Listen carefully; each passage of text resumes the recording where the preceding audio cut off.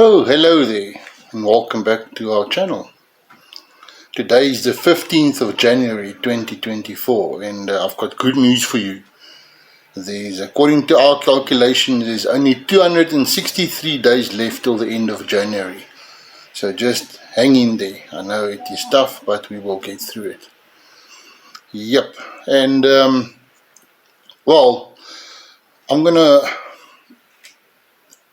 the plan for today, once again, was a bit rumbled. So just bear with me for the next few days. I am busy building up. Once again, I'm laying foundations to come to a certain point. And today I'm going to talk about our justice system, our NPA, National Prosecution Authority. And for me, great concern. Great concern. Now, I'm speaking from a point of view as a humanitarian. And as so many focus has been on the children and the innocent people, both sides of the fence, that were injured and killed during these strikes in the Gaza-Israel conflict, Ukraine-Russia conflict, and the list goes on. What about the recent attacks in Nigeria between Muslims, or the Muslims attacking the Christians, Yemen? The list just carries on and on and on and on. And the pot is about to fall over. One of the things that come with Islam is the Sheriah law. And it is a great concern. But first I want to play you this clip. And after this clip, we will continue further.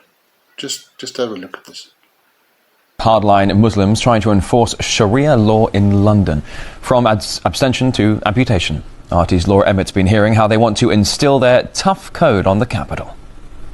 So we are here to tell you that Islam and the Sharia is unstoppable in Europe. Stoning for adultery, cutting off hands for stealing, death for renouncing Islam.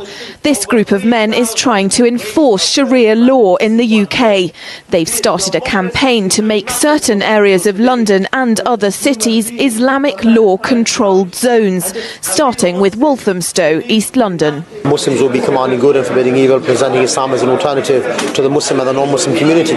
Ultimately, we believe that Muslims can live together, trade according to the Sharia, resolve their problems according to the Sharia, and even police themselves to a large extent. Hopefully one day to have Islamic Emirates which will have authority locally, security locally, and even provide welfare locally. Chowdhury and his friends are fly-posting parts of London with large Muslim populations. They want to ban drinking, gambling and playing music. And they say they've got bands of young men ready to patrol and enforce Sharia law by any means. Now, that enforcement will not initially be on the level of inviting and forbidding verbally. But if someone has the capability to forbid what in essentially is something evil, like pornography or prostitution, he should do so. And by that you mean physically? Of course, I believe that prostitutes that are near the mosque, they should be run out of the area. These Muslims say British society is broken, riddled with drugs, crime and prostitution. Because of that, they firmly believe members of the communities they're targeting will welcome Sharia law. But the word on the street about the campaign tells a different story. It comes down to, if you don't like the laws of the place you live, find somewhere where you do appreciate the laws, and all of these things are completely legal in this country. This is not India or Pakistan, this is England. We've got our own laws. People haven't got a right to come in here and bring their laws in here. Well, I think that have caused nothing but trouble. Councillor Martin Esom agrees, saying this could destroy community cohesion. We've got squads going around the borough taking down the posters as soon as they put up, because we do not want these posters around our borough. They do not represent the views of our borough, and they have no place in Waltham Forest. Citizen equality campaigners say the Sharia supporters shouldn't be considered a religious movement, but a far-right political organisation with a poster campaign designed to divide and conquer communities. The danger lies in dividing people, dividing communities, creating mistrust, and particularly from non-Muslims towards moderate Muslims. I think this is part of their aim, is to create mistrust. So they can then turn to moderate Muslims and say, look, everyone hates you, we're your friend, turn to us. And it's a very, very dangerous thing, and it's a political tactic to increase their own power. Undeterred by opposition, Chowdhury and his group plan what they see as the beginning of an Islamic emirate, not just in the UK, but all over Europe. Police have mobilised to take these posters down as fast as they appear, but Chowdhury and his group say they've formed bands of vigilante enforcers to make sure Sharia is adhered to, verbally or physically. And in other parts of London, women have already been harassed for not covering their heads. If these Muslims ever get their way, I won't be able to dress like this on the streets of Walthamstow or many other parts of London, Brussels, Rome and Paris. Laura Emmett, RT, Walthamstow, London. Wow, so that is not me saying it, this is a news article. And the lady close to the end, Anna Marie Waters, she hits it spot on. And it's all about dividing people. It's a political tactic that is being used. Now, I for one, I am very surprised that the Sharia law has not yet been brought up in our parliament or in groups to implement Sharia law in South Africa. I am very, very, very surprised so far. And if you take the political spectrum, the two parties that is making this big hoo-ha, especially at the World Court of Justice, International Court of Justice, one wonders, can this template be placed on South Africa to divide people and eventually open up the door for the Sheriah and Islam law to come into South Africa. Now, as our law, our NPA as is very brittle, very, very brittle and absolutely compromised. And I will come to that a bit later. So, yeah, it is of major concern. And what are the politicians doing in our country? Just think about it. They are dividing us into certain groups.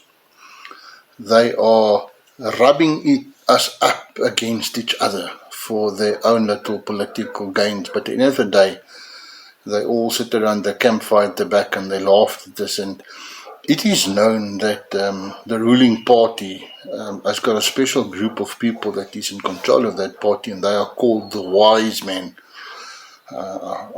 Maybe men, but the wise part sometimes is a bit lacking there. But anyway, and it's also very well documented that the wise man has got a very, very, very strong connection with Islam. This is not about attacking Islam. This is just laying out the playing field and reflecting of what is going on. And for those oaks who has phoned me and threatened me, well, I'm still here and I'm not going anywhere. And please come forward. I'm sure that the only thing that will reflect is that your temperature and that of the pavement will be the same. And you will be dissected as a bushveld moth syndrome. You know, bushveld moth, when you drive down the highway and you put your lights on at night and the moth come and eats the windscreen. Because the last thing that went through his brain is his asshole. So yeah, that is going to be what's going to be written onto your little departure certificate. So keep on threatening, it's fine. I've had that many times. Okay, so see me scared. Okay, so let's carry on. So my greatest concern is the children. And from 3SA's point of view, I have mentioned it how many times, that no one is opening up their mouths when it's coming to the children of this country, and especially human trafficking. And these children are the victims of labor. They are pushed into labor camps, forced labor. Some of them are pushed into little cages where they are mishandled, abused, both physically and sexually. And when they come to a certain point, the blood gets withdrawn from the adrenal gland. And this is sold on the market, the best drug, now outrunning normal drugs, adrenochrome. And it is said, but we're battling to get the information, that the biggest adrenochrome factory in the world is currently in Soweto. Now, I, for one, would have put in my money on the table and say it is Hillbrow. And, well, I was quite surprised to find out it is Hillbrow, Soweto. But considering the fact that, according to reports, up to 10,000 people disappear in South Africa per month, and the majority of them are undocumented. Just gone. No one knows where they go to. Now and then the blind chicken picks a milliput, as we say. Blind hoender pik 'n milliput raad, as we say in Afrikaans. Now and then get a little box. If it's not a bus full of children going down to Cape Town that is intercepted in Kimberley with, how many children was in that one? I think 30 or 40 children. You get busloads coming in from Zimbabwe at Beitbridge border post, etc. And the list carries on. But the thing is well done for those that were intercepted. But what about those who are not intercepted? And somehow the politicians and the leaders of this country is still lacking just to open up their mouths regarding this.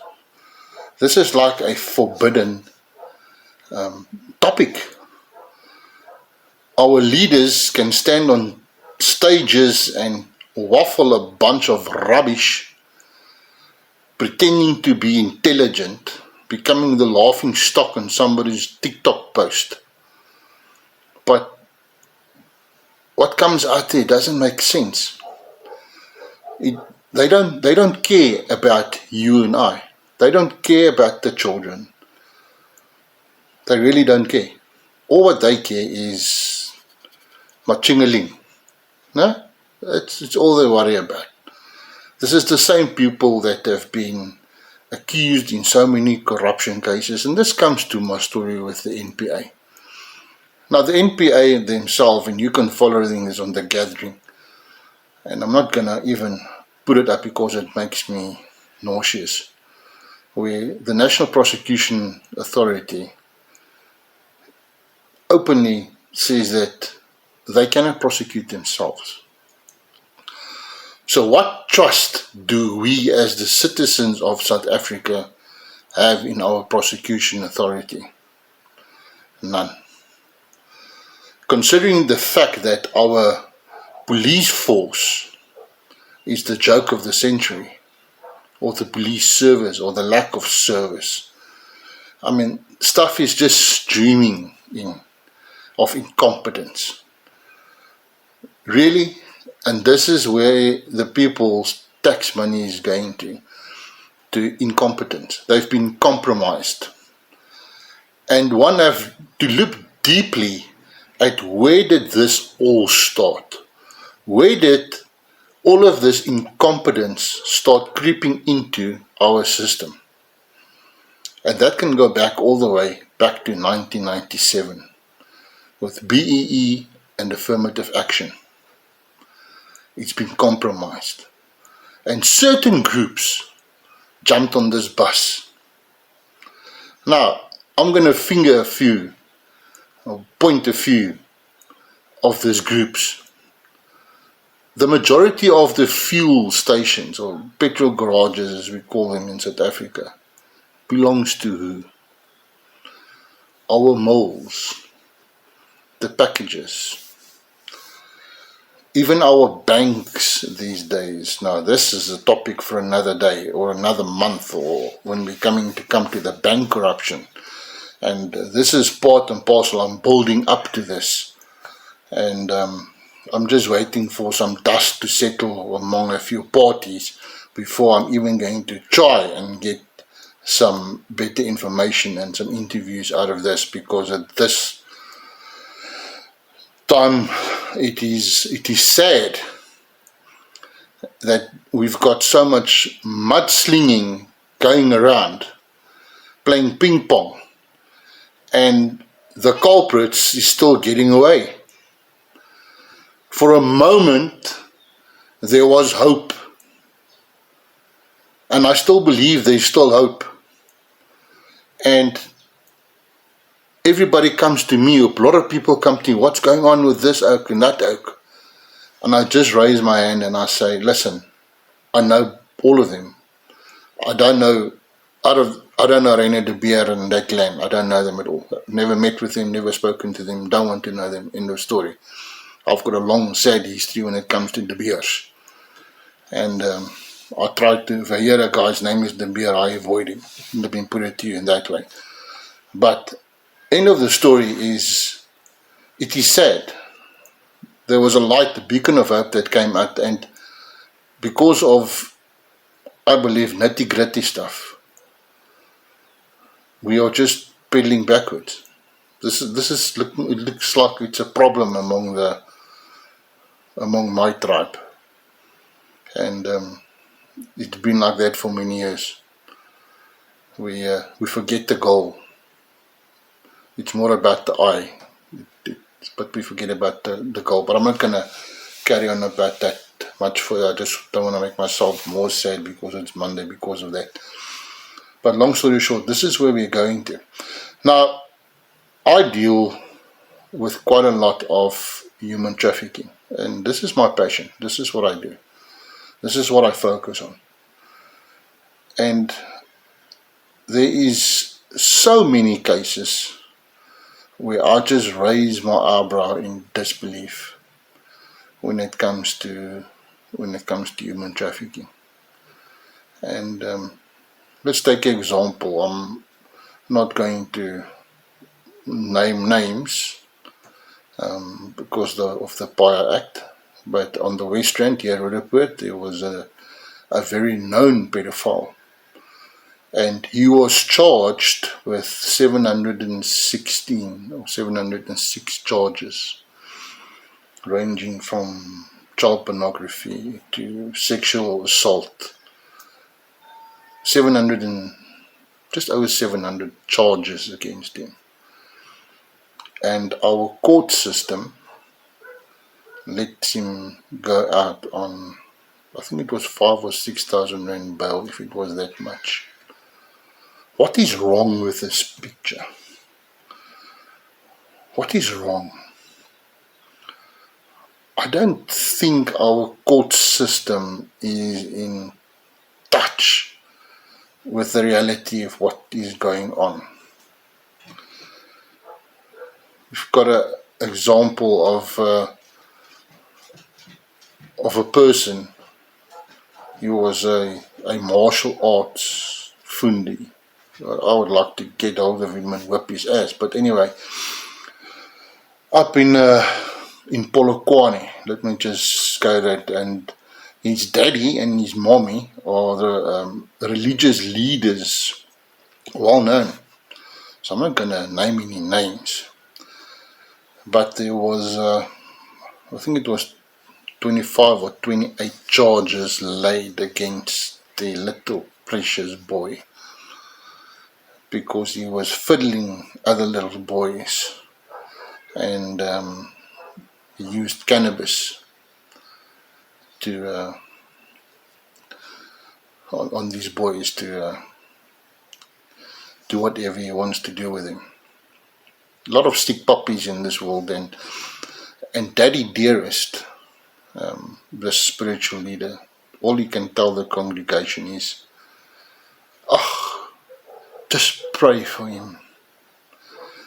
We mustn't have any grudges in life. Just forgive.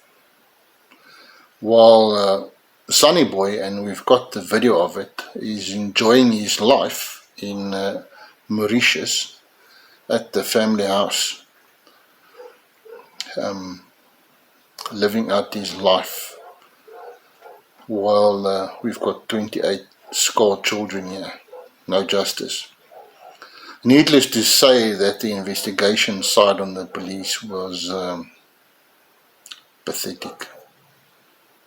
And this involves senior officers as well. I myself tried to intervene, and I was given the numbers of senior officials in head office. Left them messages, tried to phone them, emails. So this is the story, we've got the information. Now I'm very well aware that we don't have a exchange agreement with Mauritius, and this is why this son of a bitch ran to Mauritius, is because he knows he's safe there. This is why you can also follow most of our fraud cases. The money goes to Mauritius because of that little legal thing that is there, that we don't do extradition orders with Mauritius. So wow, well done police. Really, you're breaking new barriers, and it's in the wrong direction. Same with our prosecution authority. I mean, the guy is in your court, and you let him go. The sad part is we have spent billions of rands on the Zondo Commission. How many of those people that were appointed in the Zondo Commission has been arrested? None. It is sad to say that our national prosecution is in a mess, and it is their own doing. Because once again, they followed the political route. They have tangled themselves up in politics.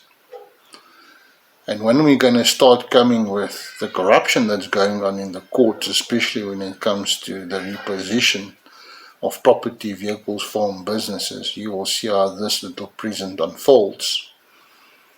And I've come to the conclusion that the biggest criminals is sitting